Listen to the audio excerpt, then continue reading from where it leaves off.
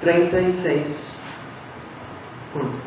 dice: añadió Eliú y dijo: espérame un poco y te enseñaré, porque todavía tengo razones en defensa de Dios. Tomaré mi saber desde lejos y atribuiré justicia a mi hacedor, porque de cierto no son mentiras mis palabras. Contigo está el que es íntegro en sus conceptos. He aquí que Dios es grande, pero no desestima a nadie. Es poderoso en fuerza de sabiduría. No otorgará vida al impío, pero a los afligidos dará su derecho. No apartará de los justos sus ojos, antes bien con los reyes los pondrá en tronos para siempre y serán exaltados. Si estuvieran prendidos en grillos y aprisionados en las cuerdas de la aflicción, Dios les dará a conocer la obra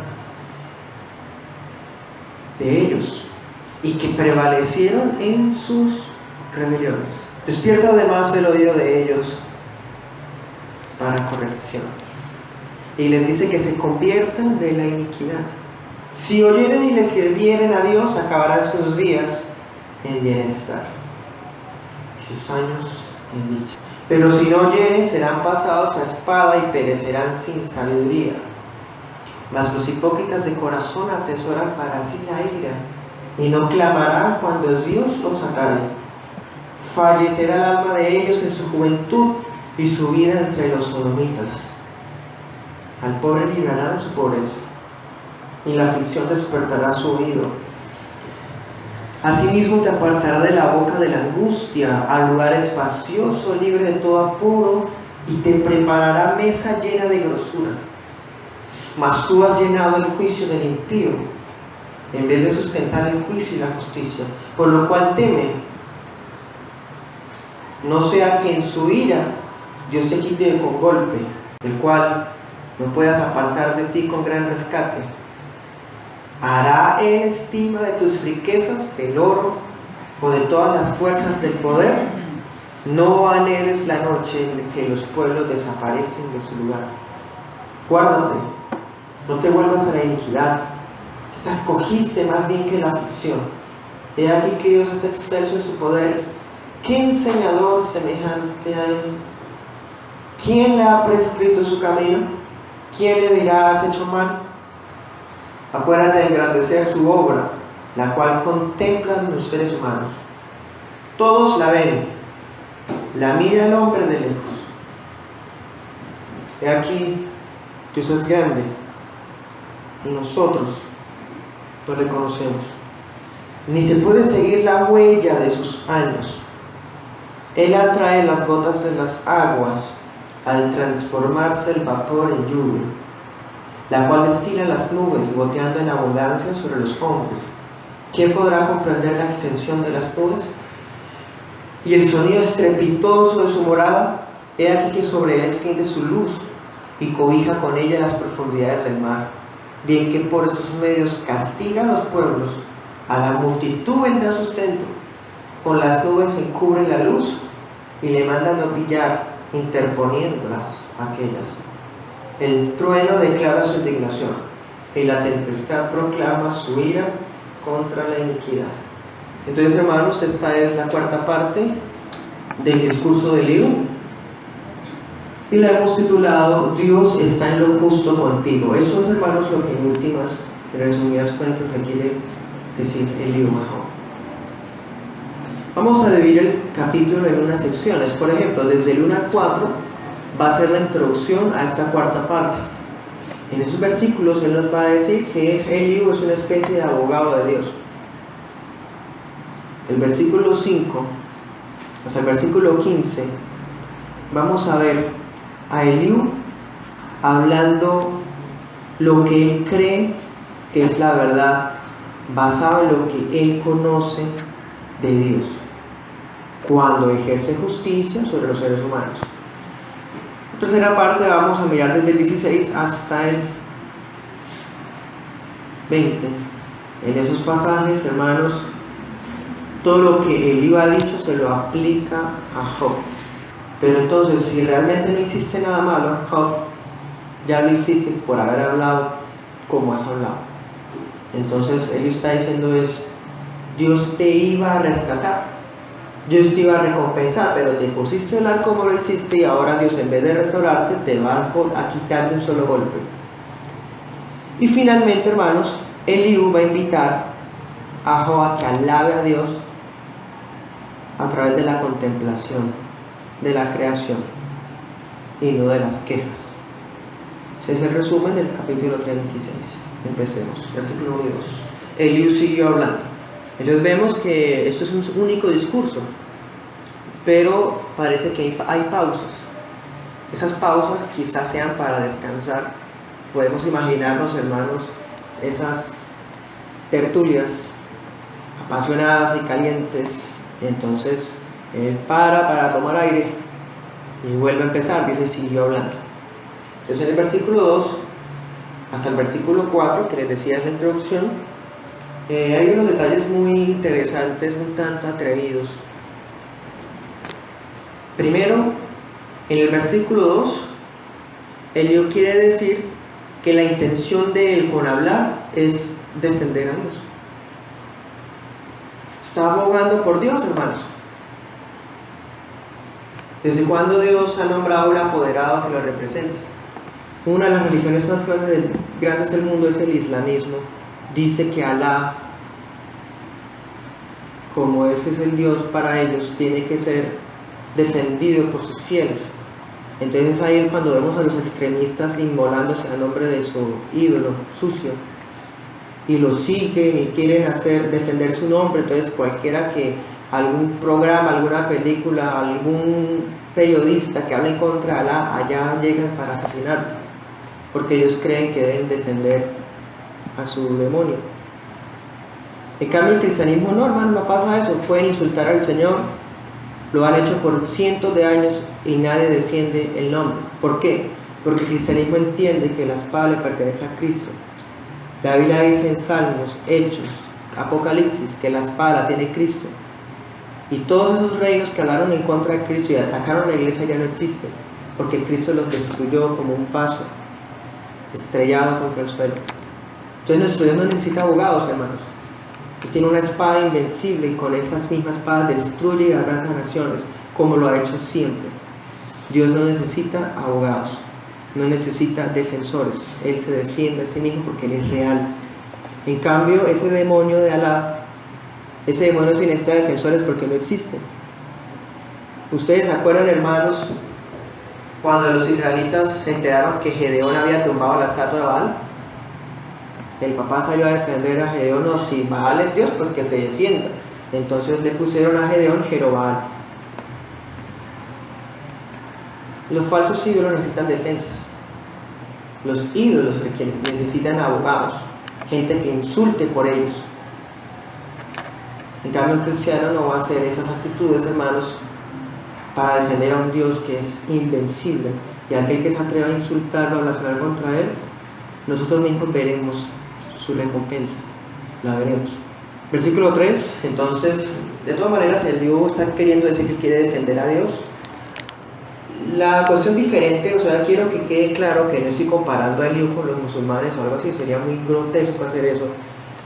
Lo que estoy haciendo es, primero, hacerles entender, Dios no necesita nuestras defensas apasionadas, iracundas o groseras. Bueno, y lo segundo es, Eliú lo que está haciendo es defender a Dios doctrinalmente. Bueno, recordemos que son más bien como tertulias ideológicas. Cada uno comparte su perspectiva de la vida. El problema es que se hicieron dos bandos. Los que creen que Dios da bendiciones a los justos y maldición a los malos, y Job dice no, a los justos también Dios los aflige. Entonces están dos grupitos, una división hubo ahí, y los unos contra los otros. Entonces Eliú quiere defender a Dios, pero es porque ha entendido que Job está diciendo que Dios es injusto. Bueno, entonces no hay comparación con los musulmanes, solamente era un paréntesis práctico que les quería dar. Lo que pasa, hermanos, es que Eliú quiere hacerle entender a Job, versículo 3, que Dios está en lo justo por haberlo tratado como lo ha tratado a Job. ¿Ustedes se acuerdan? Sofar había dicho que antes agradece porque tu pecado era tan grande que merecías peores cosas. Eliú no está siendo tan franco, tan, hermanos, atrevido, pero sí está diciendo es, ¿por qué te estás quejando de que está haciendo Dios injusticia contigo? Si todo lo que Él hace es justo. Si te ha tratado así, aunque a ti no te parezca justo, es justo. Eso es un principio, hermanos, que se basa en la soberanía de Dios. Hay muchas cosas que no entendemos, que en nuestras concepciones mediocres pensamos que no merecemos. Y cuando las pasamos decimos, pero ¿cómo así? Tan raro, yo pensé que la palabra decía esto. Y se siente uno confundido. Hermanos, el que se confunde son los que tenemos las mentes finitas. Nosotros que tenemos conocemos tan poco, hermanos. Entonces no siempre vamos a entender el proceder de Dios. Y el hecho de que no lo entendamos no significa que Él esté en lo injusto, porque Él siempre es justo, aunque pase algo que no entendemos. Eso es lo que Eliú le está enseñando. ¿Eso es verdad o no? Sí, verdad. Eso es verdad, hermanos. Tanto es así que por allá en el capítulo 42, cuando ya Dios ha hablado, Job dice, me retracto de todo lo que dije, perdóname. Porque sí falló Job en sus manos, en haber estado tan quejumbroso que empieza a decir indirectamente que Dios es injusto. Eso sí estuvo mal. Versículo 4. Miren cómo empieza a desarrollar la idea. Primero, se ofrece a sí mismo como un abogado.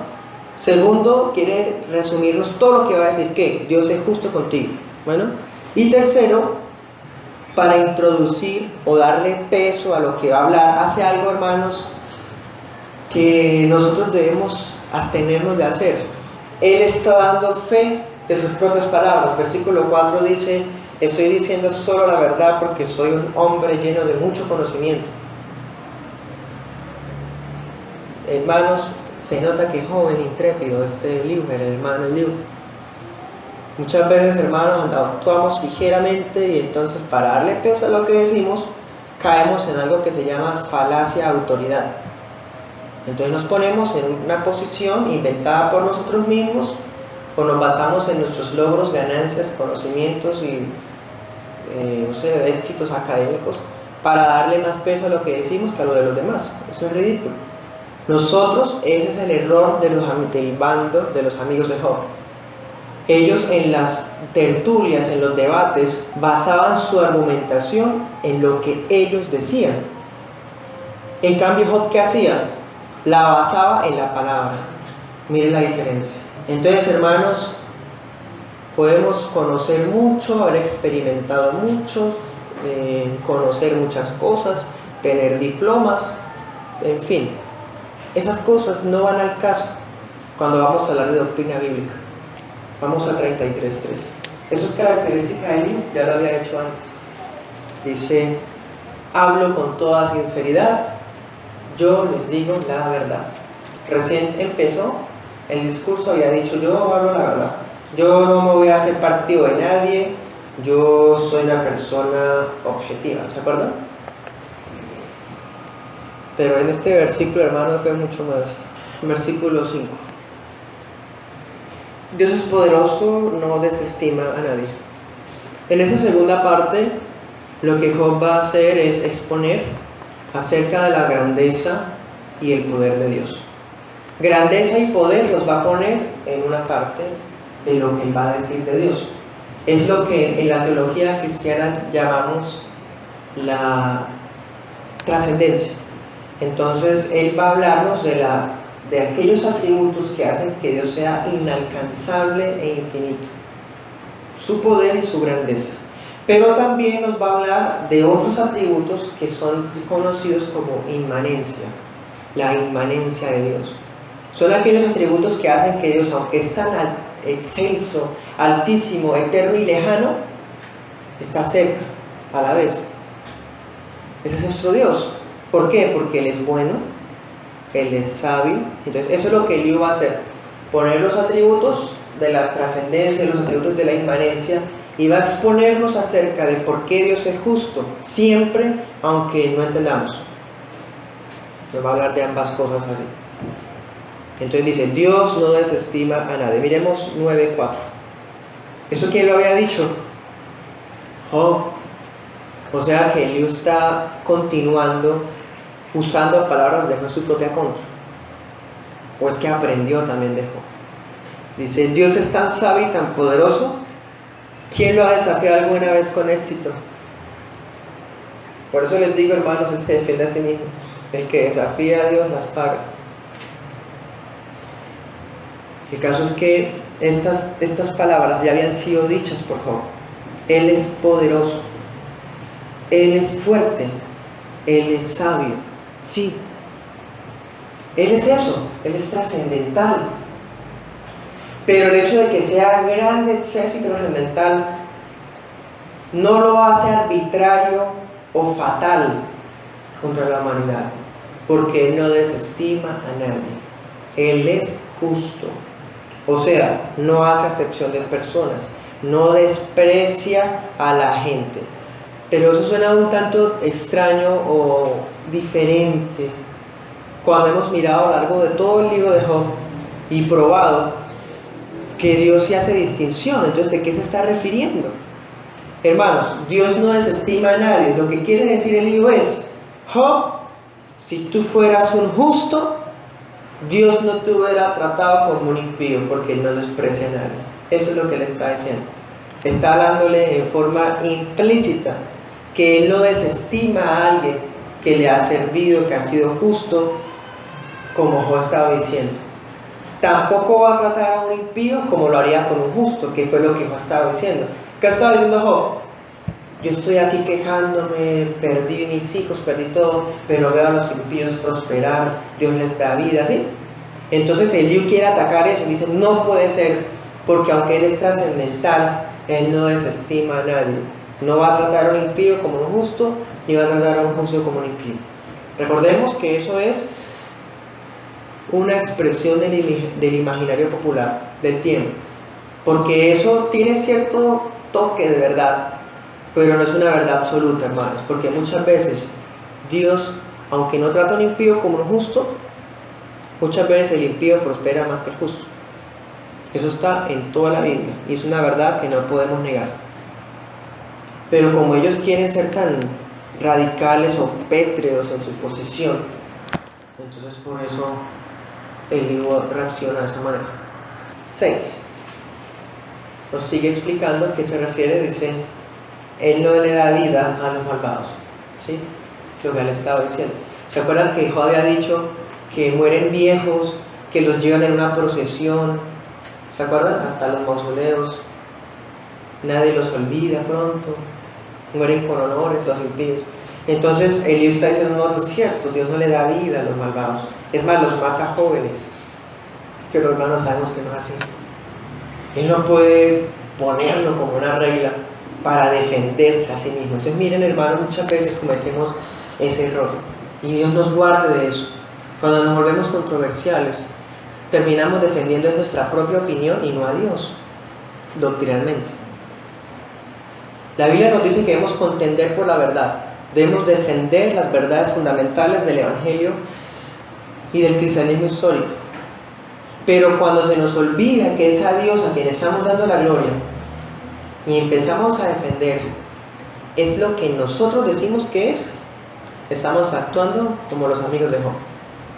Entonces en el 6 dice, Dios no le da vida a los malvados, sino que le hace justicia a los afligidos. Entonces mira, aquí está la interpretación. No desestima a nadie, o sea, al malo le da su pago. ¿Qué? La muerte. Y al justo lo libra de la aflicción.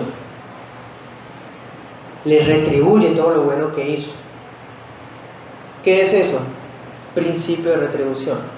Lo que los amigos de Job creen. Miremos la otra parte, 8:22. En esas líneas se encuentra la idea del principio de retribución. Ustedes saben que la tienen todos. Elifaz, Bildad, Zofar. Pero aquí vamos a citar unas palabras de Bildad. ¿Qué había dicho Bildad? En otras palabras, los que odian a los justos, los impíos, serán vestidos de vergüenza. El hogar de los malvados será destruido. ¿Qué está diciendo Eliú? Dios les da muerte a los impíos. Está hablando en los mismos términos. Esa es la posición, la postura que ellos tienen sobre la vida. Entonces lo que Eliú está diciendo de Job, a los justos, Dios nunca los trata con indiferencia, porque Él no desestima a nadie. Y tú lo has afirmado. Has dicho, yo clamo y no me oye. Soy inocente y me dio un pago como un impío. Yo no puedo aceptar eso, Job. Quizá Dios estaba disciplinando. Quizá no habías pecado, pero ahora sí pecaste por todo eso que estás hablando. Entonces, mira el versículo 7. En vez de eso, Dios nunca quita los ojos de los inocentes. Y miren el imaginario, hermanos. Entonces, los escucha en la aflicción, ¿y qué más? Los pone en tronos en compañía de reyes y los exalta para siempre. O sea, esa mentalidad que, como hemos mirado, sobre todo Elifas la tenía más que los demás. Y Eliú pues está copiando. Es esa esencia del evangelio de la prosperidad que se habla hoy.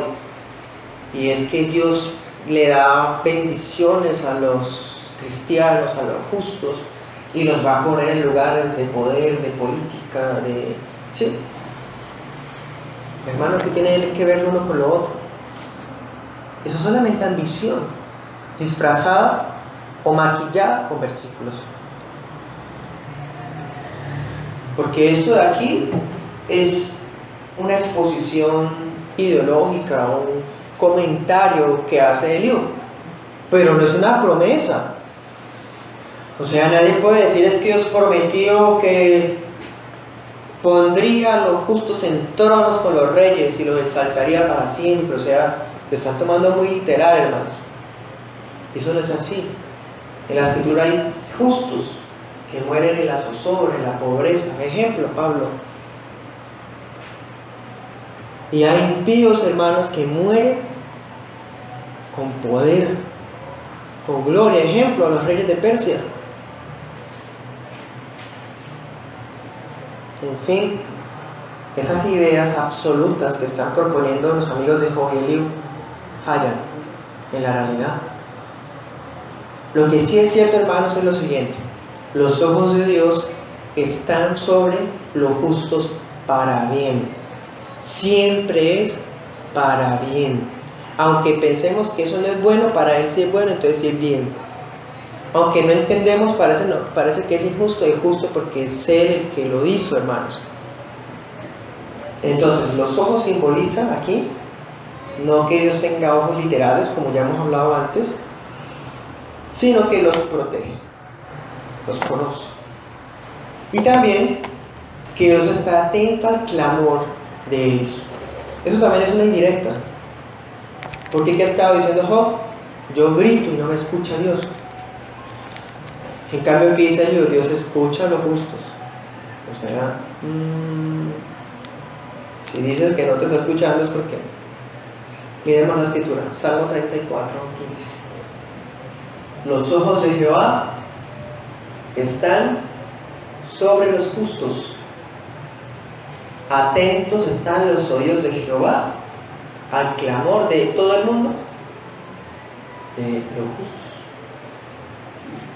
¿Eliú tiene razón en eso? Sí. El problema, hermanos, es que miren cómo podemos tan fácilmente caer en errores, en falacias. Porque es verdad que Dios está atento con sus ojos, que está atento con sus oídos a favor de nosotros, pero eso que tiene que ver con que siempre nos tenga que poner en lugares de poder. O sea, ¿qué tiene que ver uno con lo otro? Pero Dios está diciendo que sí, o sea, que si Dios los mira, los escucha, los va a poner necesariamente en un lugar de exaltación para siempre. ¿No es así? Es más, Eliú siente en su corazón que lo que está diciendo es un tanto complicado y problemático. Entonces empieza a arreglar lo que dice. Mire cómo lo hace. 8. Si están encadenados, atrapados en una red de dificultades, Dios les muestra la causa, les hace ver sus pecados de soberbia, les capta la atención y les ordena que se aparten de la maldad. En otras palabras, es probable que un justo caiga en desgracia, pero porque pecó.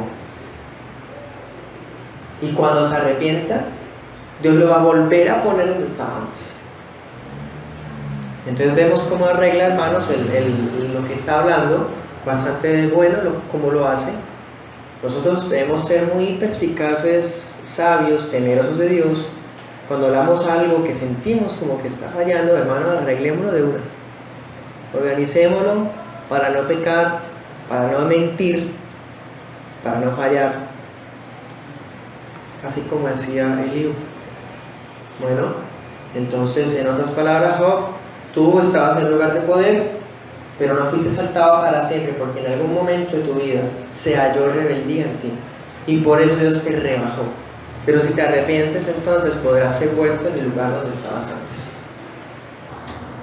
Entonces miramos en el versículo 7, hermanos, la idea de Eliú, es decir, que Dios está atento al clamor de los justos, siempre los pone en un lugar de eminencia junto a los poderosos, los exalta para siempre, decía. Esa idea también podemos verla en el Salmo 113, 7. Dios levanta al pobre del polvo y al necesitado saca del muladar para sentarlos con príncipes, con los príncipes de su pueblo. El problema es que Eliú está tomando sus palabras como si fueran una especie de regla o promesa. Muchas veces pasa, hermanos, que Dios en su bondad, en su justicia, levanta a los justos para ponerlos en lugares junto a los poderosos. De esa manera, los justos podrán bendecir a su sociedad, estando desde esas posiciones. Pero no es una garantía general que uno pueda decir que todos los justos van a estar en esos sitios. Eliú está afirmando que sí. Pero si mira Salmos, dice, levanta al pobre, al necesitado, lo pone allí. En ese Salmo uno primero piensa en personas como David, personas tan sencillas, tan humildes, justas. Dios los levanta y los pone como un rey, ¿sí? Pero no siempre pasa, hermanos. Muchos santos mueren en la pobreza y no por eso son pecadores. Volvamos allá a Job. En el versículo 8 y 9 hay una idea muy hermosa que Eliú nos expresa. Es como si dijera: el justo va a ser siempre exaltado siempre y cuando se mantenga en justicia, siempre y cuando anden en santidad, Dios los bendecirá. Entonces, si de repente el justo es pasado por una tribulación, será Dios mismo el que les dé a conocer qué fue lo que ocasionó que pasaran esa aflicción. ¿Qué es eso? Principio de retribución. Él está diciendo: siempre el justo vive bendición tras bendición, pero cuando él empieza a pasar una tribulación, sabremos que fue porque pecó. Y como pecó, fue entonces que le sobrevino el mal. Ese es el imaginario, hermanos, tan marcado, que con eso podríamos resumir todo el libro de Job en lo que a los amigos se refiere. Ellos todo el tiempo quisieron insistir en eso. Lo que quiero resaltar, a diferencia de los demás amigos de Job, Eliú dice: es Dios el que les dará a conocer cuáles fueron las obras malas que le ocasionaron la tribulación. Hay un pasaje en Salmos, hermanos, se acordará, dice: guárdame aún de los pecados que me son ocultos. O sea, hay muchas cosas que uno hace, hermanos, y uno no sabe ni siquiera que están mal. Aún nosotros que conocemos la palabra y que somos santos, todavía cometemos pecados por ignorancia. Entonces lo que está diciendo es: pecamos. Cada vez que pasamos una aflicción es ocasión a un pecado que cometimos. ¿Cuál es? muchas veces ni nos damos cuenta. Eso es lo que el libro dice. Muchas veces no nos damos cuenta, pero entonces Dios, como ama a los justos, les mostrará qué fue lo que hicieron para que ellos dejen de hacerlo. ¿Qué vemos? La doctrina de la gracia irresistible. Hermoso. Porque, hermanos, versículo 10, está más claro el asunto, el versículo 10. Es Dios el que hace que el corazón del justo comprenda su propio estado pecaminoso. Nadie puede convertirse si no reconoce su propia maldad. Las personas más desgraciadas del mundo son las que se creen buenas o mejores. Entonces, hermanos, cuando Dios ama a alguien, mire la idea del libro, esto es cierto, es verdad y es hermoso. Cuando Dios ama a alguien, les muestra su pecado para que se convierta. Yo reconozco que soy pecador y me arrepiento de mis pecados porque Dios dio el primer paso antes que yo. Me mostró mi propio estado. Él nos hace entender, nos vuelve de la iniquidad.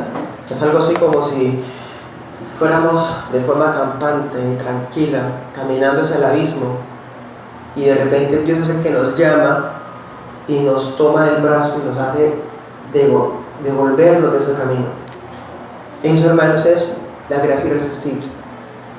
Y esa obra es real. Todos los santos la han tenido que vivir. Entonces miremos, hermanos, cómo el problema siempre se repite en el libro de Job. Eso que Dios está diciendo es cierto, es verdad. ¿Cuáles han sido los problemas? Que lo aplicó como una regla casi materialista, o sea, los justos siempre estarán en el poder. Y el otro problema es que le está aplicando de forma injusta a Job las palabras. Es decir, tú cometiste un pecado definitivamente, tienes que convertirte de eso que hiciste. Esas palabras ya las había él hablado, el libro, y leemos 33:16. Dios habla, susurra en los oídos de los hombres, los aterroriza con advertencias, hace que se aparten de las malas acciones, no las deja caer en el orgullo. Dios aparta al hombre de su propia soberbia, de su propia rebeldía, a través de la revelación que otorga de sí mismo. Entonces, hermanos, miremos otra idea implícita. Nadie puede conocer cuál es la voluntad de Dios a no ser que Dios mismo sea el que la revele. Nadie puede conocer su propio camino de maldad a no ser que Dios se lo muestre. Entonces vemos que la característica de los hijos de Dios es que han sido hechos participantes de una gracia, de una condescendencia sin límites, porque debido a esa condescendencia supimos de la realidad de nuestro propio estado para volver a sus brazos otra vez. Versículo 11. El justo siempre está en lugares de poder mientras anda en santidad. Bueno, resulta que empezó a pasar por tribulación. Eso fue porque pecó. Entonces Dios les muestra cuál es su pecado. Esa es la idea que va hasta ahora. Bueno, versículo 11. Si escuchan y obedecen, serán bendecidos con prosperidad por el resto de sus años. 12. Pero si se niegan, morirán. El justo, todo va bien hasta que peca. Entonces Dios les confronta sobre su propio pecado, les muestra el pecado. Entonces el justo está frente a dos alternativas. Dios le está diciendo que está pecando. Él o decide cambiar o decide quedarse en el pecado. Si él decide cambiar, recordemos que está en tribulación. Si él decide cambiar, se va a salir de la tribulación y va a regresar al lugar de poder. Pero si se niega a cambiar, va a morir. Entonces miramos, hermanos, cómo es una argumentación tan cerrada. O sea, el que se arrepiente, así lo haya perdido todo, volverá a retomar todas las cosas otra vez. Pero el que no se arrepiente, Dios hace que se muera. Así, nada más. Los justos son bendecidos. Así es. Y esa bendición muchas veces está sujeta a la fidelidad que los justos profesen. Es decir, ustedes y yo sabemos, hermanos, todos los presentes somos bendecidos, partiendo de que bendición no solamente es lo material. Todos los presentes somos bendecidos por Dios. Y si andamos en justicia y santidad de la verdad, pues somos más bendecidos aún. El caso es que somos bendecidos en esta vida en la medida en que nosotros somos fieles al Señor. Es decir, en el momento en el que nos apartamos con incredulidad, desobediencia, falta de perdón o otro tema relacionado, y nuestras bendiciones empiezan a menguar. Si un justo que está en pecado, que está en tribulación, se da cuenta de su estado, vuelve a servir a Dios de todo corazón, entonces dice Dios le va a dar bienestar y longevidad. Dios le va a dar prosperidad material y le va a dar largura de días. Hermanos, no siempre es así, pero esa es la idea de él. Miremos 33:26, dice: cuando él ore a Dios, será aceptado, y Dios lo recibirá con alegría y lo restaurará. ¿Ven? Recordemos esa idea. ¿Quién era? Elifaz. Si pecaste, Job, ora y Dios te restaurará. Hay una bendición que trasciende a las cosas materiales. En el Salmo 51, ¿se acuerdan ustedes? Dice: vuélveme el gozo de tu salvación. David seguía siendo el rey, vivía en Sión, había ganado guerras, recién había derrotado a un reino muy poderoso y la corona del rey pesaba varios kilos y David se la había puesto en su cabeza. Pero David no era feliz porque había pecado. Entonces David dice: vuélveme el gozo de tu salvación, ¿sí? Para nosotros la bendición más grande en la vida es tener el gozo de la salvación. Entonces, en ese sentido, sí es cierto lo que Dios dice. En la medida en que somos fieles, somos bendecidos, porque tenemos la seguridad de que somos salvos. Tenemos esa forma de pensar, hermanos, muchas veces insensata. Nos sentimos bien y en paz con Dios porque estamos hablando de santificación. Pero cuando pecamos, hermanos, aunque lo tengamos todo, nos volvemos infelices, tristes, enojados, frustrados y amargados. El pecado tiene ese efecto sobre los santos. De todas maneras, Dios nos muestra, hermanos, que no somos personas perfectas y que aún todavía luchamos con el pecado. El pecado, hermanos, es un gran estorbo en esta vida. Este entendimiento de la bendición de Dios, aunque está muy arraigado al principio de retribución, es cierto en la medida, hermanos, en que Dios es fiel. Dios es fiel a sus promesas, basado en su gracia y en su soberanía. Miremos, por ejemplo, 1 Timoteo 4:8. El entrenamiento físico es bueno, pero entrenarse en la piedad es mucho mejor, porque promete beneficios en esta vida y en la que viene. Bueno, esa es la idea del libro. Y en ese sentido, esto es una verdad absoluta, una regla, una promesa. Vivir en sumisión a Dios, en la piedad, fieles y santos, trae beneficios a esta vida y a la otra también. Eso es ser bendecidos. Entonces, la verdadera prosperidad, hermanos, es realmente vivir en la piedad. Sufre penalidades, persiste en lo que has aprendido, no temas. Y luego dice que tiene promesa en esta vida. O sea, es como parecer una contradicción. Sería una contradicción si lo tomamos como riquezas. Porque aquí no dice que vivir en la piedad tenga promesa de vivir en lugares de poder en esta vida. No. Es, hermanos, una bendición que puede tener muchos factores.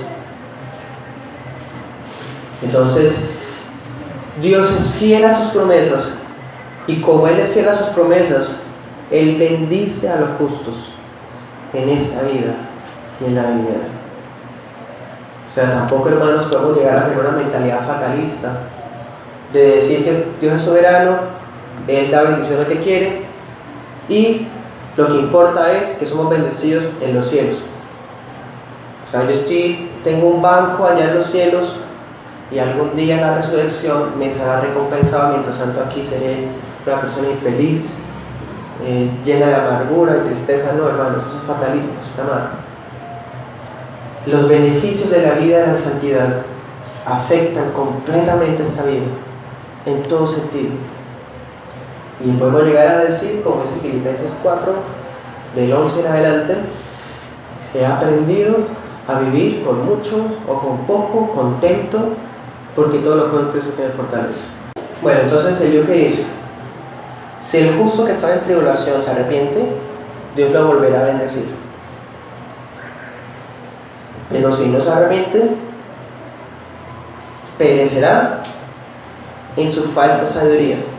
Si un justo que se ha desviado no dispone su corazón a escuchar la confrontación, a reconocer su propio pecado, a obedecer para regresar a la antigua rectitud, entonces va a ser muerto a espada, dice el libro. Miremos esa línea donde está otra vez. Está en el 15:22. Eso lo había dicho Elifas. O sea, siempre estaban asociando que el impío termina siendo asesinado. Y Eliú mantiene ese imaginario. Y miremos 4:21. Otra vez Elifas dice: se les arrancan las cuerdas, se derrumba la carpa y mueren en ignorancia, mueren sin sabiduría. Entonces es la misma idea de Elifas. Volvamos allá a Job 26, verso 13 al 15. Aun cuando Dios los castiga, no piden auxilio. Mueren en plena juventud, como los sodomitas, pero por medio del sufrimiento Él rescata a los que sufren, capta su atención mediante la adversidad. Bueno, esas líneas, esos versículos son como una especie de resumen del argumento de él. Y lo que dice es lo siguiente: listo, Dios les da las dos alternativas a las personas. Vemos como una idea de libre albedrío, ¿no?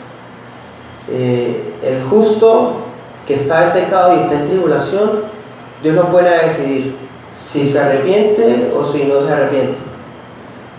Pues Job, los incrédulos están llenos de resentimiento.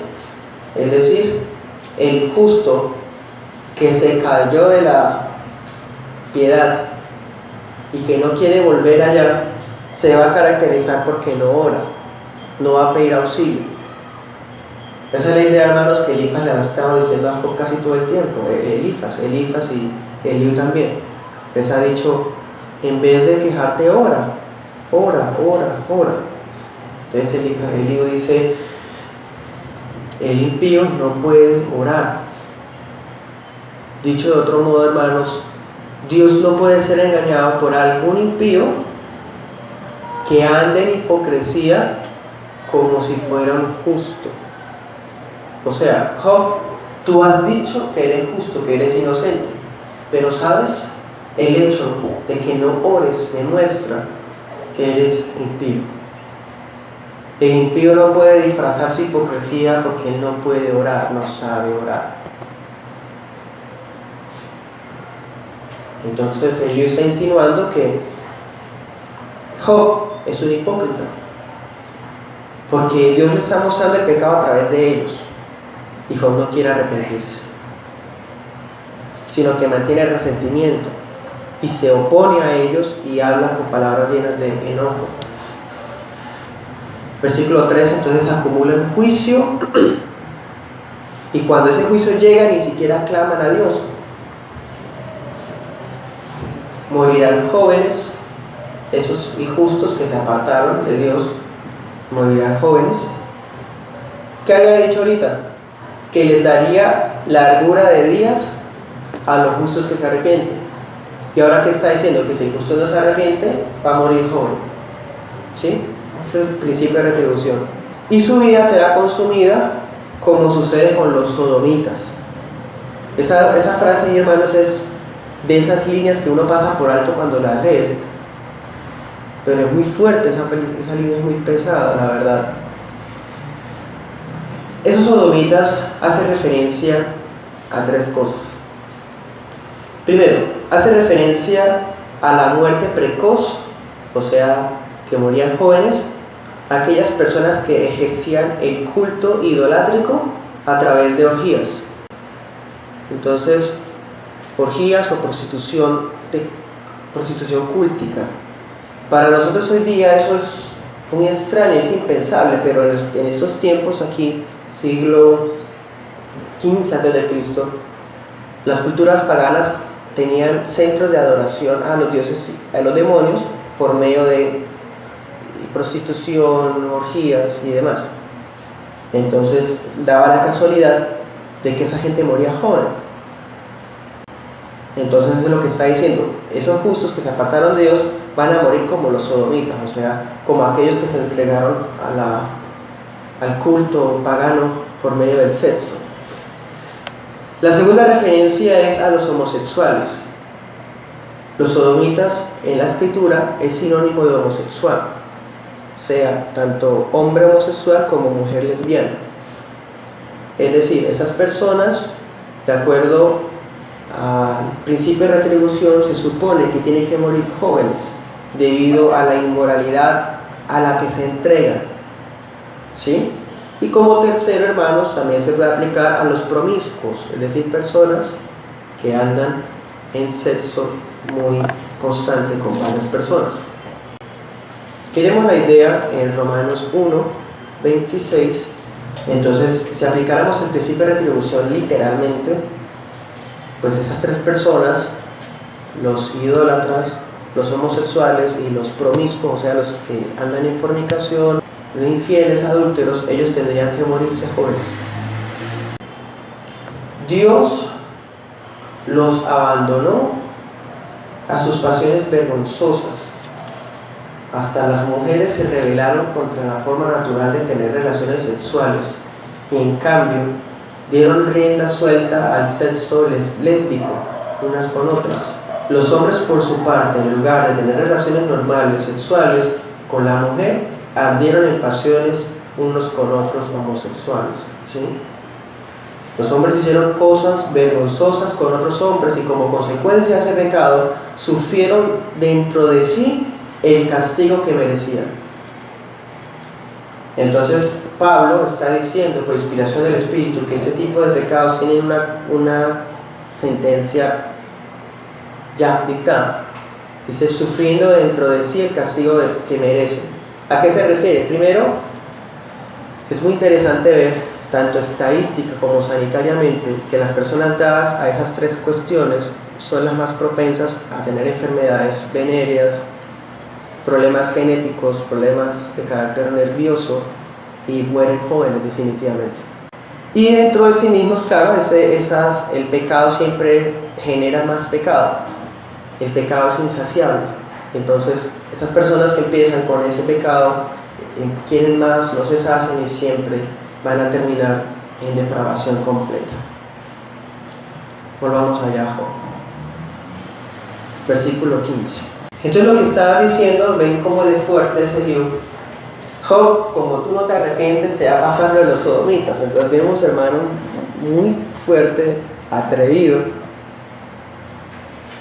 Dios nos guarda, hermanos, de aplicar sentencias tan radicales contra los hermanos.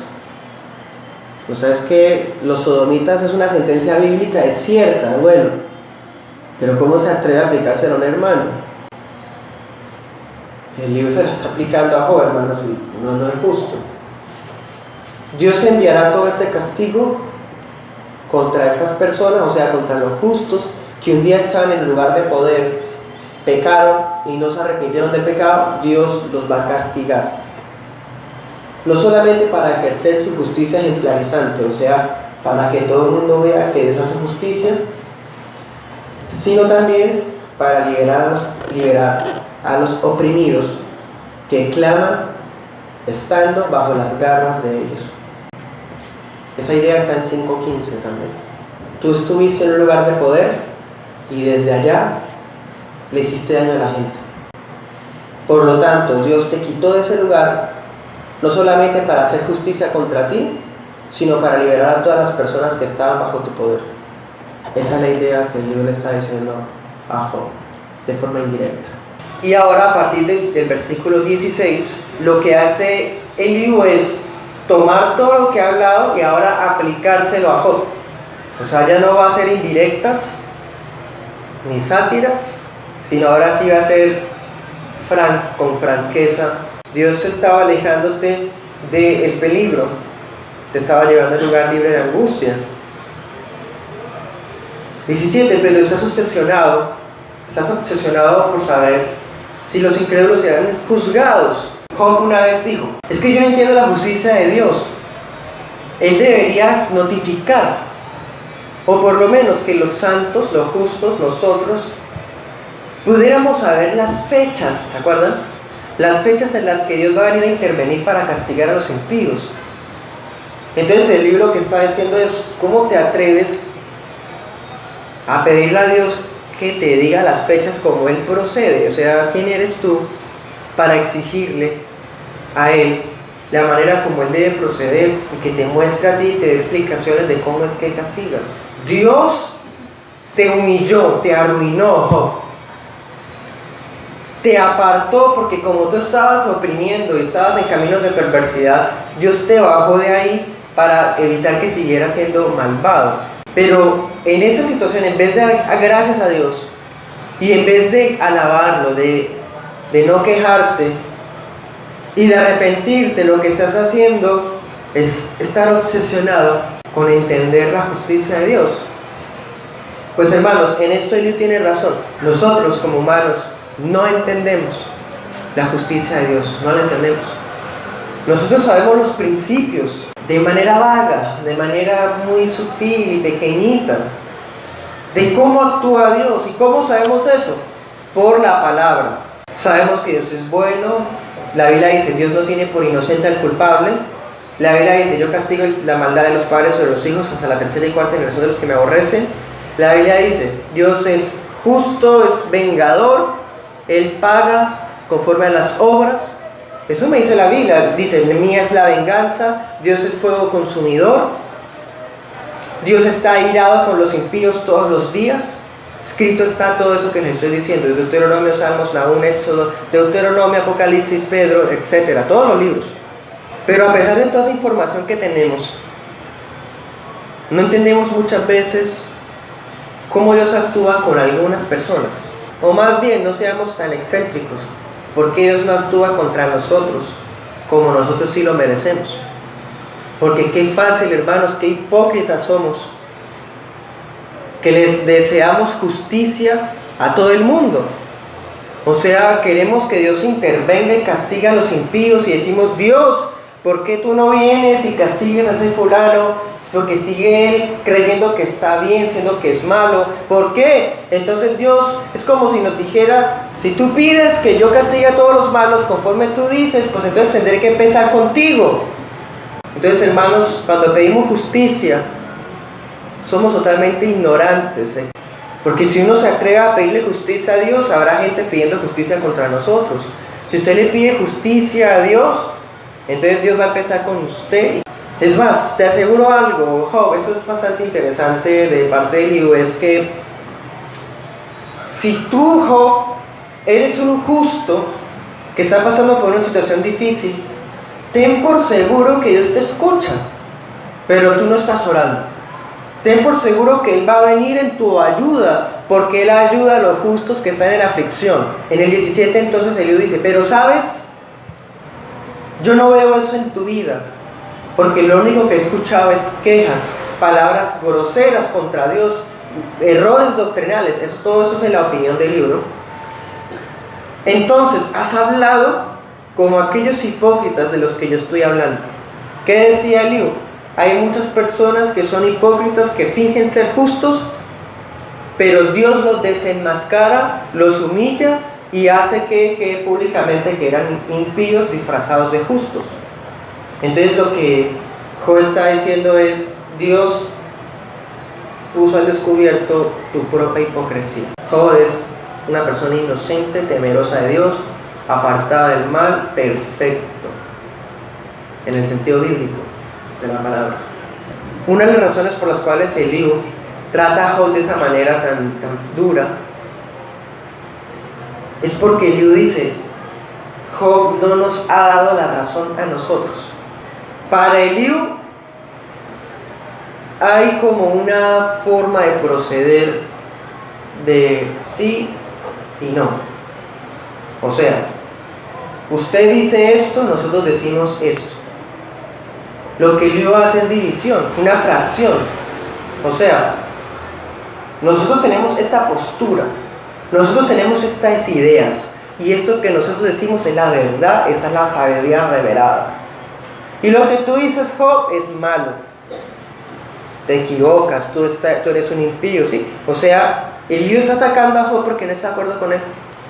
Entonces aquí tenemos un ejemplo de cómo podemos causar división cuando fraccionamos la vida cristiana en dos posturas distintas. Entonces, esto es blanco, esto es negro, entonces no se pueden conciliar. Usted es allá, yo soy acá, hace división. La vida cristiana, muchas cosas de la doctrina incluso, por lo menos en los temas terciarios, hay muchas cosas que uno no puede quedarse con una postura así radical y fuerte, porque hacerlo de esa manera es actuar legalista, actuar de una forma farisea, actuar como los amigos de Job. Hay muchas cosas en la vida cristiana que uno no puede decir sencillamente eso está mal, sencillamente eso está bien. No hay espacio para uno mirar bíblicamente las cuestiones. Hay muchos casos, hermanos, por ejemplo en temas matrimoniales, temas del gobierno de la iglesia. Entonces, para Eliú, lo que ellos habían dicho, Eliú y los tres amigos de Job, era el derecho. Ese es el error. Ellos están diciendo, lo que nosotros decimos es la verdad. ¿Qué diferencia tenía Job con ellos? Que cuando Job hablaba, él no hablaba lo que él mismo decía, sino que Job siempre trató de basar lo que él decía en la revelación de Dios. La gran diferencia. O sea, los amigos de Job siempre aseguraron ser los portadores de la verdad absoluta, y lo que ellos decían era la sabiduría. Por otra parte, Job siempre aludió a la sabiduría de Dios. Job siempre citó la sabiduría de Dios en la revelación general, en la creación, y a la providencia, en la forma como Dios interviene con los seres humanos. En cambio, los amigos de Job, Elifaz, mi propia experiencia, yo vi un fantasma, yo tal cosa. Bildad, a nosotros nos hablaron los ancianos, ¿se acuerda de esto y esto y esto? Sofá, usted tal cosa, a mí me parece que esto. Eliú, yo en mi sabiduría, ¿sí? Todos están hablando de lo que a ellos les parece, casi en sus propias opiniones, por lo menos cuando atacan a Job, ¿no? En cambio, Job siempre trató de fundamentar sus palabras en la palabra. Eso es importante, hermanos. Si somos cristianos, nuestras palabras deben estar saturadas de palabra de Dios. Colosenses 3:16 nos enseña que debemos estar llenos de palabra de tal manera que hablamos hasta con himnos, salmos y cánticos espirituales. Imagínense eso. Pero no, hoy día hay cristianos y hasta predicadores que se paran en los púlpitos a hablar de adagios, dichos populares, opiniones, citas de textos paganos. Entonces, hermanos, nosotros debemos hablar basados en la palabra. Sin embargo, hay un peligro, que cuando usted hable algo, diga que está basado en la palabra, cuando lo que está haciendo usted es una interpretación propia. Eso es la misma que nada. Que usted diga, mis palabras están basadas en la Biblia, pero cuando uno revisa qué es lo que usted está diciendo que supuestamente es bíblico, usted está aplicando algo que no va al lugar. Eso es lo mismo que nada. Usted no tiene entonces palabra de Dios en su boca.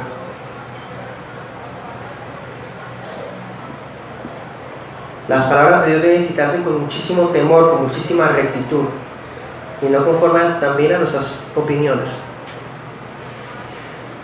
Bueno, de todas maneras, Eliú intenta advertir a Job, ¿sí? Versículo 18, le dice: ten cuidado, el furor te induce a burlarte. O sea, Eliú dice: Job, tú estás lleno de, diríamos, o por lo menos dirían popularmente, de rabia, estás enojado, lleno de ira, por eso hablas y no te callas, hablas y cosas que no estoy de acuerdo, que son atrevidas. Entonces Eliú intenta advertirle, diciéndole: ya no se aferre más a su postura, dése cuenta que usted está equivocado, que está hablando como un impío, según Eliú, ¿no? Es más, versículo 18, Dios, si sigues hablando así, Dios puede quitarte la vida de un solo golpe. Ya hemos visto, hermanos, que la única cosa que le quedaba a Job, ¿qué era? La vida. Entonces ellos le están diciendo es: Dios te puede quitar lo único que te queda si sigues teniendo esas actitudes impías. Porque va a llegar un momento, dice el libro, en el que si sigues pecando, vas a completar una medida. Cuando llegues a esa medida de pecados, ya no habrá ningún perdón para ti. Eso está en el versículo 19. Dice: ya no valdrá ni riqueza, y con Dios no se puede comprar con dinero, nada, ni tampoco puede haber ningún esfuerzo que podamos nosotros hacer para ganarnos a Dios. O sea, va a llegar un momento, Job, en donde ya no habrá ningún rescate a tu favor, ni todas las riquezas o el poder del mundo podrán comprar el favor de Dios. Miremos 33:24. Él había hecho una hipótesis, como una posibilidad, no que eso sea así. Dice: va a aparecer un ángel, te va a ayudar, versículo 24, va a tenerte compasión, te va a salvar de la tumba, porque habrá encontrado un rescate por su vida, ¿sí? O sea, Eliú le había dicho: todavía tienes oportunidad de arrepentirte, y alguien puede pagar un rescate por ti. Ese día miramos que eso se cumple en Cristo. Bueno, pero ahora, como ya está llevado por la ira de Eliú, ya está hablando mucho más apasionado que antes. Ahora le está diciendo: ya no hay pago por tu vida. Miremos ahora 13:13. Aquí está lo que les decía, hermanos, que lo único que le quedaba a Job era la vida. Job también lo había dicho. Quédense en silencio, déjenme en paz, permítanme hablar y afrontaré las consecuencias. ¿Por qué debería poner en peligro de muerte y tomar mi vida en mis manos? Dios podría matarme, pero es mi única esperanza. Voy a presentar mi caso ante Él. Eso es lo único que me salvará. No soy un impío. Si lo fuera, no podría estar delante de Él. O sea, Él dice: estoy hablando y es que es lo único que me queda.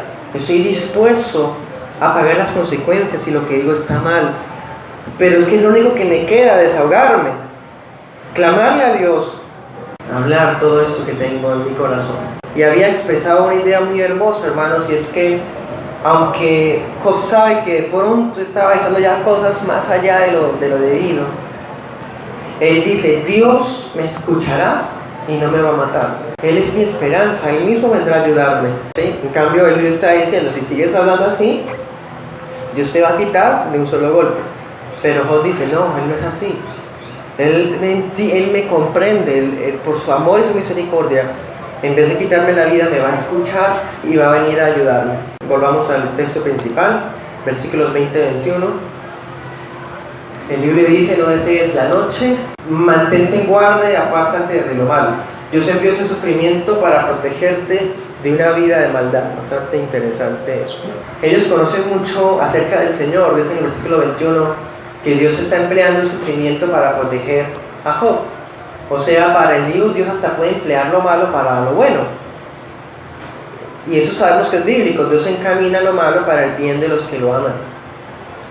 O sea, para Eliú, la tribulación que estás pasando era porque tú ibas a hacer un pecado de muerte, un pecado de apostasía. Entonces Dios te humilló, te tiró a la ruina para que no hubieses hecho o caído en eso que estuviste a punto de cometer. Entonces vemos, hermanos, que es un Dios inmanente, como decíamos la semana pasada, que interviene en la humanidad con su amor y su misericordia para apartar del mal a los santos, a los justos. Bueno, le dice no añores la noche. Esa expresión es un poquito complicada para el lector moderno. ¿Ustedes se acuerdan en el capítulo 34, 20 y 25? Eliú había pensado que la muerte tenía relación con la noche. En vez de quejarte, ora con gratitud. En vez de desear morirte, arrepiéntete. Entonces, en la opinión de Eliú, la noche tiene relación con la muerte. Es una idea más bien como regional, como sí, sociocultural.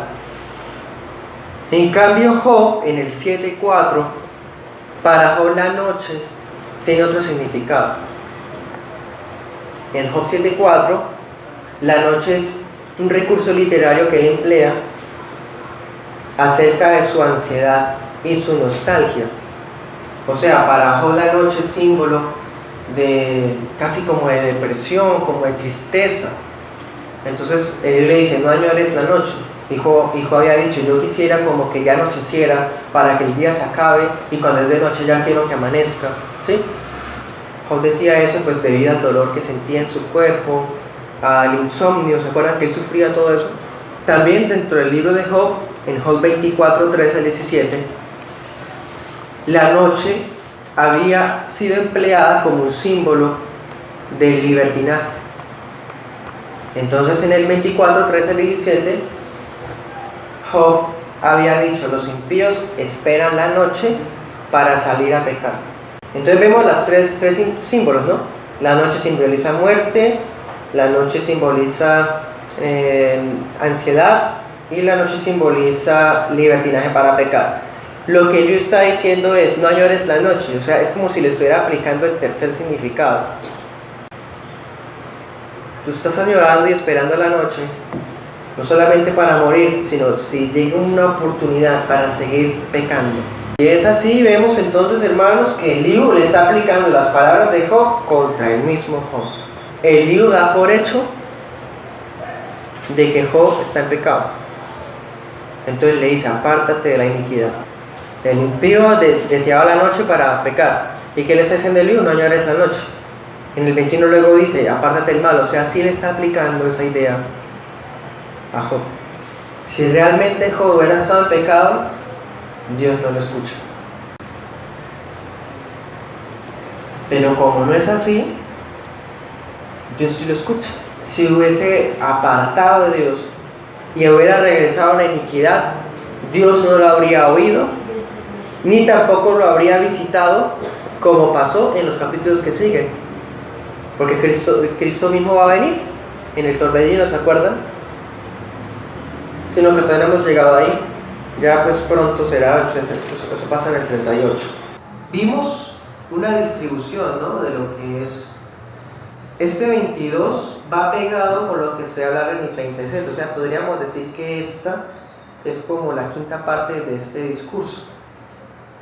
Porque él va a seguir con la idea desde aquí hasta cuando se acaba el 37. Y aquí se acaba todo el discurso del libro. Ese es el final del discurso. O sea que este es el comienzo del final.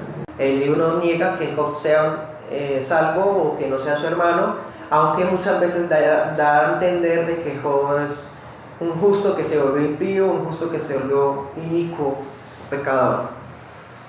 Por lo tanto, versículos 22 al 23, Eliú insiste en tratar de convencer a Job. Todos han tratado de hacer eso, hermanos. Es muy triste cuando un cristiano trata de convencer a otro. Es muy triste, hermanos, porque se supone que un cristiano entiende que la obra de convencimiento le pertenece al Espíritu Santo y no al hombre. O sea, nosotros por mucho podemos persuadir a la gente, dejarles, como decimos por acá, la espinita, como la incógnita, la duda. Pero la obra de convencimiento no nos pertenece. Es un error, hermanos, de nosotros, igual que Eliú, porque Eliú es nuestro hermano también, tratar de convencer a la gente, tanto a los de afuera como a los hermanos. Pero pues como aquí estamos hablando entre Eliú y Job, ambos nuestros hermanos, pues traigámoslo a nuestro contexto de hermanos. No pertenece a nuestro poder, a nuestras capacidades, el de convencer a alguien, ni siquiera a un cristiano. Siempre la obra de convencimiento le pertenece al Espíritu Santo. ¿Cuánto quisiera uno, hermanos, porque uno tiene un corazón orgulloso, convencer a otro?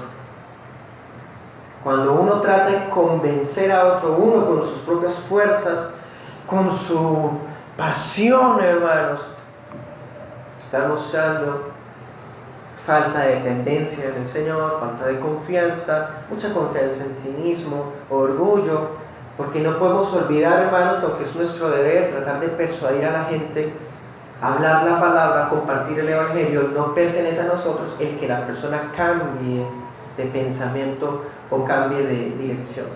Entonces Dios quiere decirle a Job que todo esto que ha tenido que sufrir él responde a un propósito que es justo y que es bueno. O sea, mira, Dios es todopoderoso, Él es el maestro, no hay otro como Él.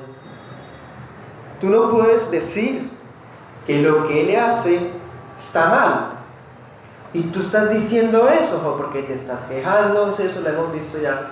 Estás diciendo que no entiendes, que estás apelando al tribunal santo, que quieres que Dios te lo explique personalmente, pero sepas que esto responde a un plan que tú no puedes entender, pero que nos debe bastar con saber que es justo, que es bueno. Nosotros tenemos el deber de darle gloria a Dios, hermanos. El versículo 24 dice: en cambio, glorifica sus obras poderosas, entonando cánticos de alabanza. Hermanos, es muy difícil, también eso lo hemos dicho muchas veces, luchar contra nuestra naturaleza emocionalista. Somos seres emocionales por naturaleza. Por lo tanto, somos más dados a quejarnos en vez de alabar. Es más fácil, hermanos, preguntar por qué que decir aleluya. De todas maneras, sigue siendo un deber de nosotros glorificar a Dios debido a sus obras poderosas. Esas obras poderosas pueden verse de dos maneras. La primera es por el contexto. ¿De qué estaba hablando? Del trato que Dios le daba a Job, o sea, la providencia. Si Dios me ha tratado a mí de X manera, yo debo darle gloria por esa manera en como me ha tratado, independientemente de cuál sea mi opinión pobre de eso. Y nosotros, hermanos, como ingratos que somos por naturaleza, acostumbramos a no estar de acuerdo o a no gustarnos cómo es la dirección de nuestras vidas, o de lo que nos está pasando, o de lo que pedimos y no se nos da, y se nos da algo que no pedimos. Somos bastante, hermanos, caprichosos y malcriados. Pero el Señor nos ayude, hermanos, para ser siempre reverentes. Y la otra manera de las obras es la creación. Dios creó todas las cosas. Basta verlas, hermanos, con asombro, como si nunca las hubiéramos visto, para no perder, hermanos, esa capacidad de darle gloria a Dios por eso que vemos.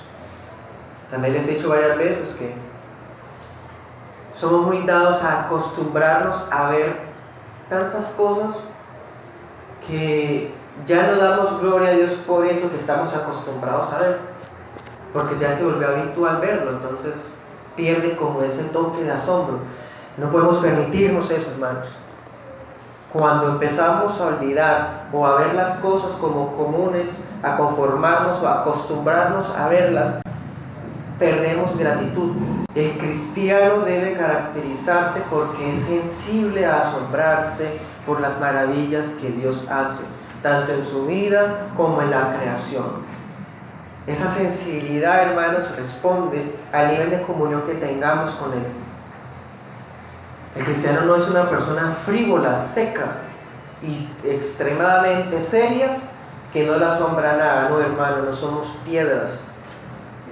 Y si usted y yo no alabamos a Dios, entonces las piedras sí lo harán. Pero nosotros tenemos esa capacidad, no perdamos esa capacidad de asombrarnos. Así que este consejo que Él da es bueno, hermanos, es de Dios, es hermoso.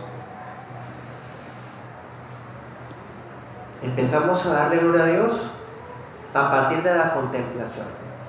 ¿Contemplación qué es? La sensibilidad de la que estoy hablando, la capacidad de mirar las obras de Dios en mi vida y la creación y asombrarme por eso. Entonces, cuando pienso de esa manera, recuerdo, no hay maestro, no hay sabio como Él. Miremos las Escrituras, 21-22. ¿Quién podrá enseñarle algo a Dios si Él es quien juzga aún a los más poderosos? Entonces vemos, hermanos, otra vez el estilo de Eliú, usar las palabras de Job en su propia contra. De todas maneras es cierto, no hay maestro ni sabio como el Señor, y Job, tú mismo ya lo habías dicho. Entonces alábalo, porque no hay otro como Él. Entonces una manera de alabar a Dios, una manera de practicar nuestro deber de sol y de gloria es contemplar, la contemplación. Esa es una manera de alabar. La otra manera de alabar, versículos 24 y 25. Hablar de esas obras. Las contemplo y me asombro de ellas, de cómo Él actúa, cómo Él hace las cosas. Y la otra manera es hablar de eso que se me permite ver. Dice, glorifica entonando canciones de alabanza. Canta de eso que se te ha permitido experimentar y ver, le dice el Dios. Versículo 25, y nadie tiene excusa. Recordamos Romanos, ¿no? 1. Dice, su infinito poder y su deidad se hacen visibles, siendo invisibles, se hacen visibles a través de las cosas creadas.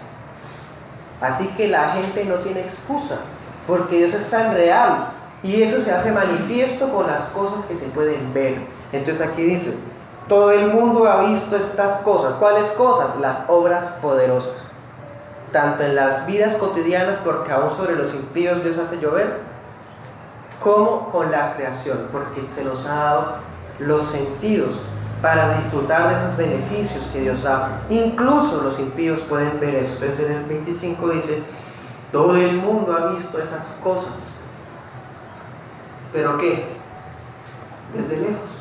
El ser humano siempre se queja, ¿se acuerdan que había dicho? Pero nunca da gracias porque Dios le dio más sabiduría a él que a los animales. ¿Se acuerdan que yo había dicho eso? Aquí él tiene la misma idea, y es, el mundo ve, pero ve todo desde lejos. O sea, primero, es algo que no tiene enfrente como para entenderlo, lo tiene enfrente en cuanto a que lo puede ver, pero no puede descifrarlo, no puede comprenderlo. Y segundo, Primera Crónicas 16, 9. Canten a Él, sí, cántenle alabanzas, cuéntenle a todo el mundo acerca de ¿qué? De sus maravillosas obras.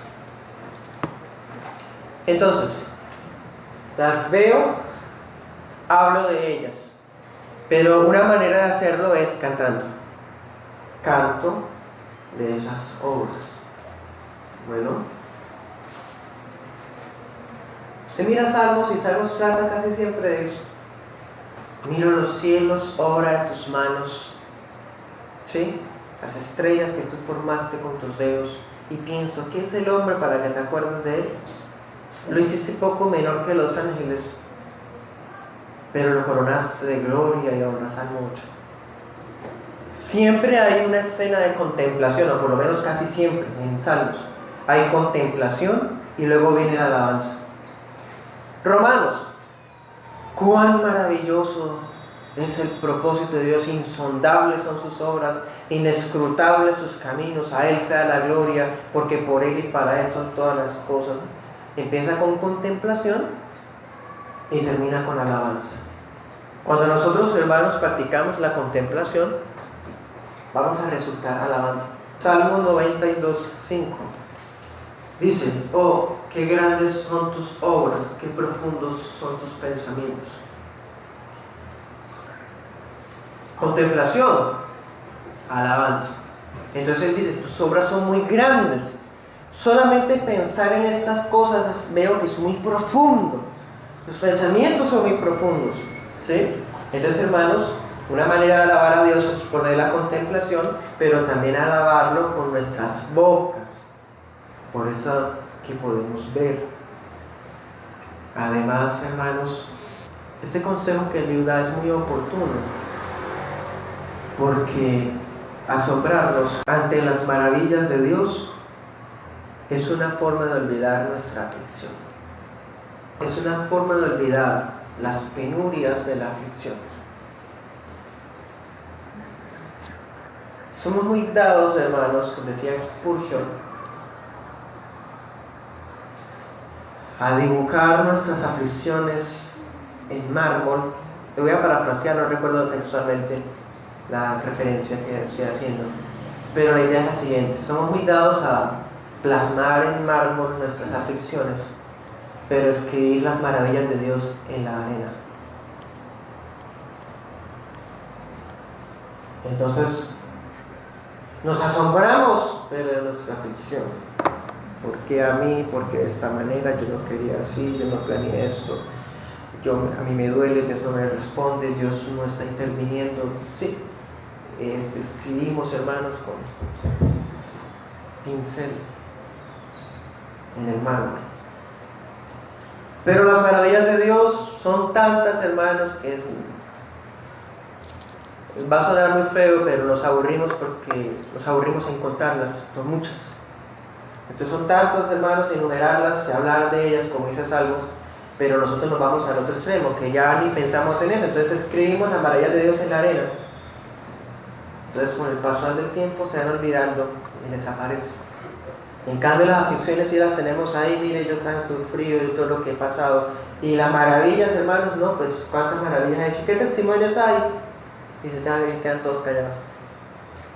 Así es la gente, hermanos, así son los humanos miserables, gusanos ingratos. Así somos.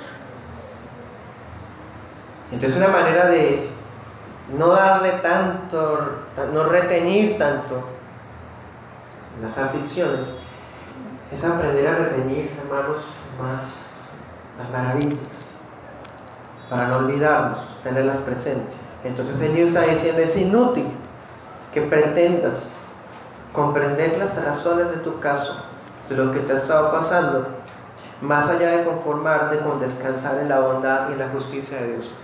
De hecho, de otro modo, trayéndola a nuestras vidas, es muy fácil quejarnos, es muy fácil preguntar a Dios por qué, lo cual es bastante insolente.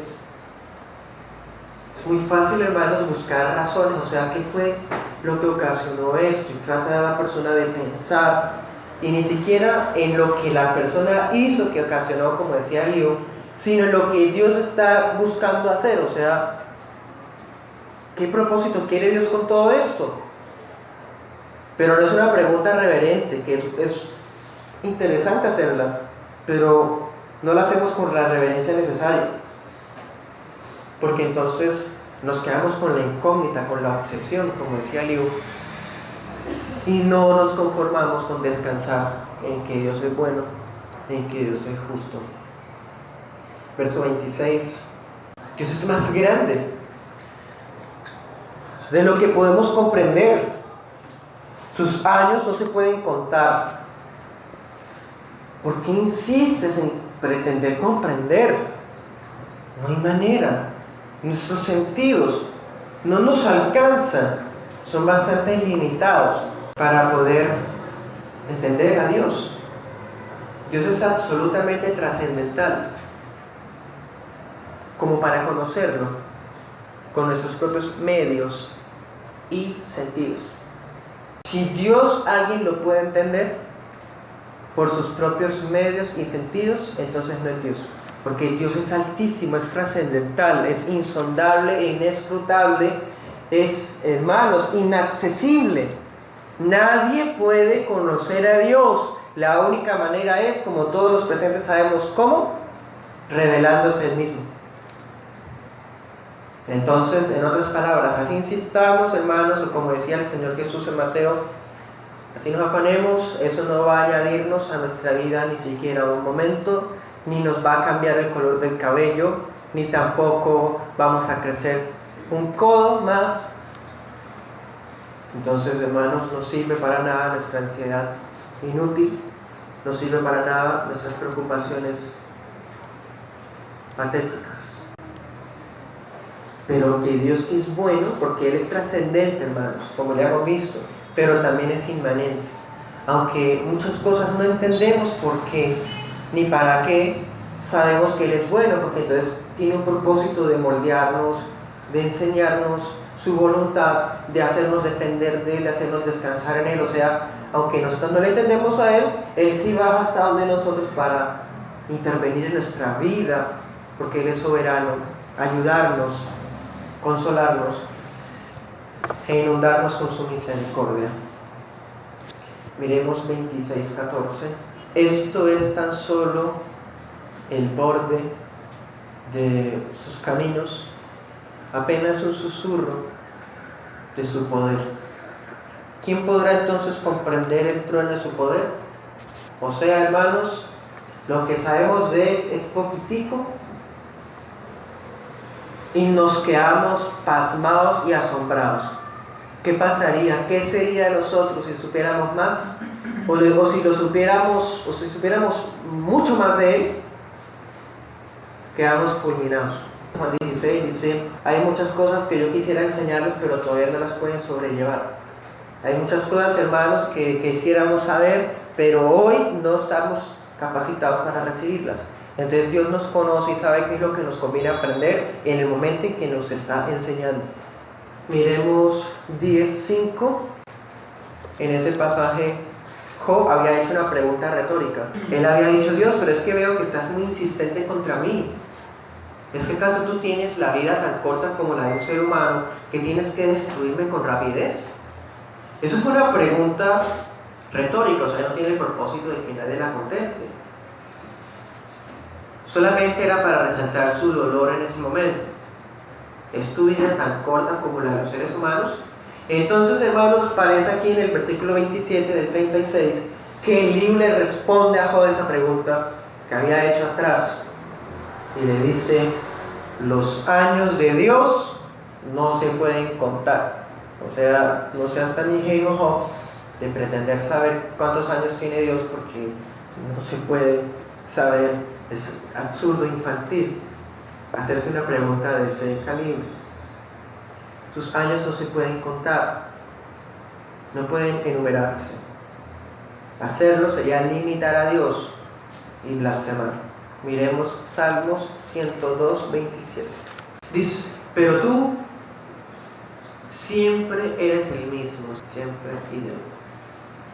Tú siempre eres el mismo, tus años no acabarán, vivirás para siempre. Entonces queda confirmado el asunto, hermano. Lo que Dios está diciendo es cierto, sana doctrina inspirada por el Espíritu Santo, palabra de Dios. Versículo 27, 28 y finales. Eliú le está diciendo a Job que Dios está en control absoluto sobre la creación. Y un ejemplo de eso son las nubes. Y miremos lo que hace Eliú, hermanos, es muy interesante. Las nubes están inalcanzables. Ya lo ha dicho antes. Si tú puedes alcanzar las nubes y palparlas, no, ¿cierto? Mucho menos a Dios. Pero esas nubes, Dios las controla y las lleva por medio de su voluntad a donde quiera. Unas veces, versículo 28, es llevada por Dios para el sustento de las civilizaciones. ¿Cómo? Por medio de las nubes Dios puede enviar lluvias de bendición para que se rieguen las cosechas, se alimenten los ganados, las ciudades sean prosperadas, por medio de la lluvia, de las nubes. Pero otras veces las mismas nubes las envía para enviar juicios y envía sus rayos y sus inundaciones para destruir pueblos y naciones. Entonces miren cómo es el entendimiento de este hombre, de ese hermano de nosotros, que dice, Dios es tan bueno y tan poderoso, absoluto y soberano, que por medio de una cosa que puede ser bendición para alguien, puede traer destrucción contra otros, pero todo siempre responde a su justicia. Él es justo cuando hace llover para bendición, Él es justo cuando hace llover para destrucción. Él es justo cuando bendice, Él es bueno. Él es bueno cuando maldice, Él es bueno cuando destruye. Siempre es justo, siempre es bueno. Veremos varios pasajes. 5:10. En ese pasaje Elifaz había tenido la misma idea. Dice: Dios envía lluvia a la tierra, agua a los campos, hace prosperar a los pobres. O sea, Elifaz lo había propuesto del lado bueno, ¿se acuerdan? Pero pues Eliú, como trata de ser neutral, trata de poner las dos posibilidades, lo cual es cierto. Y esas dos posibilidades están escritas. Miremos Mateo 5:45. Tu Padre que está en el cielo da la luz del sol que le pertenece a Él, tanto a los malos como a los buenos, y envía la lluvia sobre los justos y los injustos por igual. Él es Dios, el sol es de Él. ¿Eso no le parece? No le importa a Dios la opinión de nosotros, vasijas de barro groseras. Él hace lo que quiere con sus obras. El sol es de Él, la lluvia es de Él, hermanos. Las bendiciones, los beneficios, la vida es de Él. El oro, la plata, el aire, el viento, todo. Todo es de Él. ¿Qué hay que no sea de Él? Entonces, con lo que de Él hace, lo que le parece hacer, lo cual siempre es justo, lo cual siempre es bueno, porque Él mismo es justicia, Él mismo es bondad. Miremos Salmo 104, 27. Todos dependen de ti para recibir el alimento según su necesidad. Cuando tú lo provees, ellos lo recogen, las criaturas. Abres tu mano para alimentarlos y quedan sumamente satisfechos. Pero si te alejas de ellos, se llenan de pánico. Cuando les quitas el aliento, mueren todos a una y vuelven otra vez al polvo. Cuando les das tu aliento, se genera la vida y renuevas la faz de la tierra. Hechos 14:17 para terminar. Dios les dejó a todas las naciones pruebas de sí mismo y de su bondad. Por ejemplo, les envía lluvia y buenas cosechas, y les da alimento y alegría en los corazones. Entonces, hermanos, vemos la bondad de Dios universal, absoluta, pero que esa misma nube que genera bendición para unos, genera destrucción para otros. Todo depende de un plan que siempre es bueno y siempre es justo.